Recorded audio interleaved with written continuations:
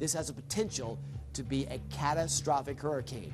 This is how strong this storm is, and wherever it hits, in Louisiana, Mississippi, even close to us, it is going to have devastating effects and far-reaching effects. It was a storm I'll never forget. Mobile County alone, Bayou-La-Battery, those areas along the coastline, the big shipping areas and fishing areas were inundated. The storm surge was devastating in those areas.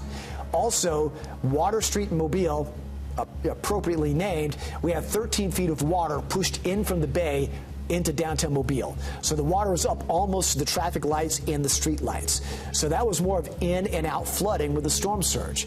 But all the while we're hearing these awful reports from coastal Mississippi, from Biloxi through Gulfport back to Pascagoula, horrific, where some people were trapped in their attics, where the homes were separated. Family members spent in two directions, sent in two directions across the open waters of the Gulf. You're going to have to stay inside.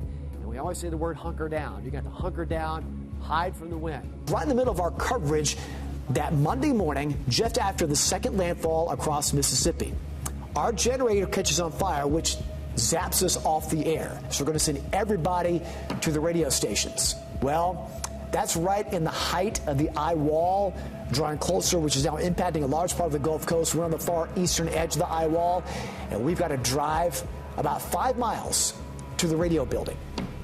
And that was some white-knuckle driving. Height of the wind, the rain, you could hardly see.